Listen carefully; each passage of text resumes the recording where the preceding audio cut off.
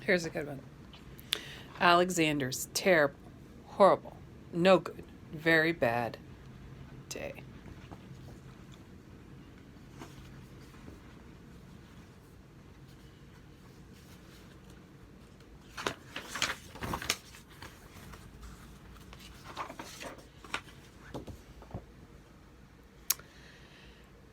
I went to sleep with gum in my mouth, and now there's gum in my hair. And so when I got out of bed this morning, I tripped on the skateboard, and by mistake, I dropped my sweater in the sink while the water was running, and I could tell it was going to be a terrible, horrible, no good, very bad day. At breakfast, Anthony found a Corvette Stingray car kit in his breakfast cereal box, and Nick found a junior undercover agent code ring in his breakfast cereal box. But in my breakfast cereal box, all I found was breakfast cereal. I think I'll move to Australia.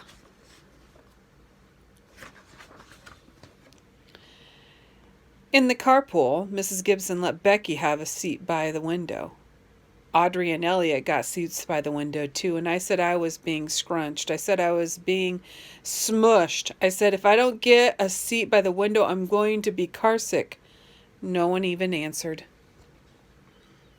I could tell it was going to be a terrible, horrible, no good, very bad day.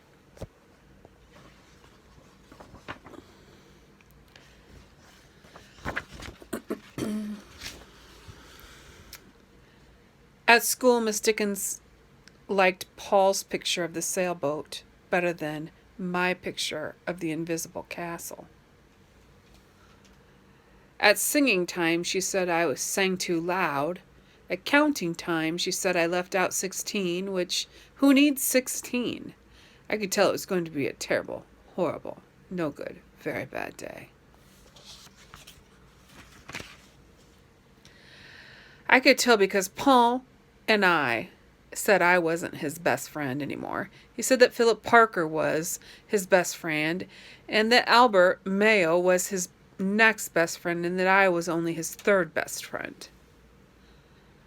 I hope you sit on a tack, I said to Paul. I hope the next time you get a double-decker strawberry ice cream cone, the ice cream part falls off the cone and lands in Australia.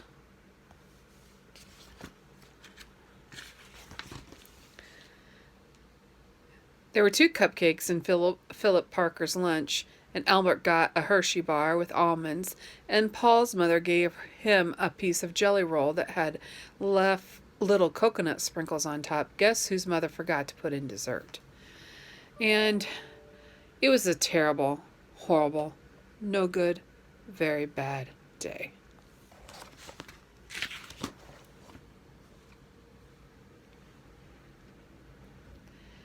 That's what it was. Because of school, my mom took us all to, because after school my mom took us all to the dentist, and Dr. Fields found a cavity.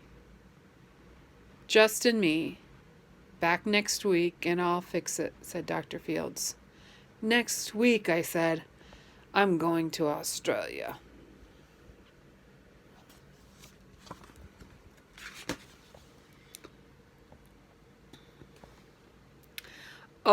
On the way downstairs, the elevator door closed on my foot, and while we were waiting for my mom to get the car, Anthony made me fall where it was muddy, and then I started crying because of the mud, and Nick said I was a crybaby.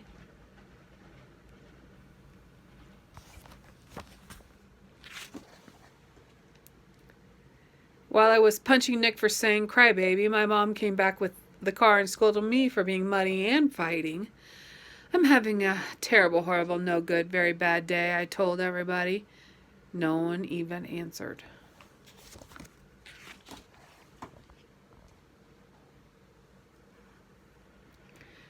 So then we went to the shoe store to buy some sneakers.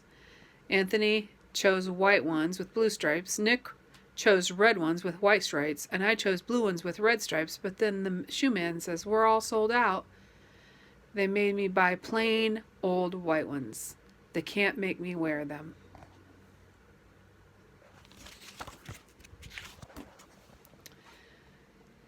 When we picked up Dad at the office, he said I couldn't play with his copy machine, but I forgot. He also said watch out for the books on the desk, and I was careful as could be, except for my elbow.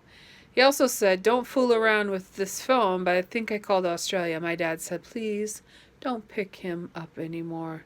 It was a terrible, horrible, no good, very bad day.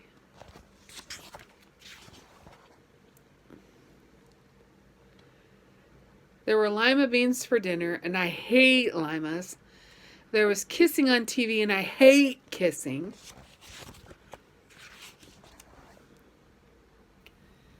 My bath was too hot. I got soap in my eyes.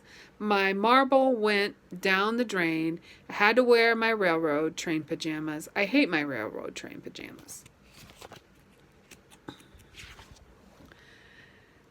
When I went to bed, Nick took back the pillow, and he could keep the pillow that he said I could keep, and the Mickey Mouse night light burned out, and I bit my tongue.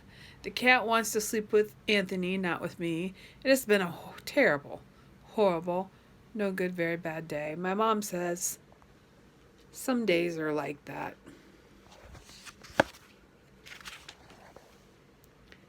Even in Australia.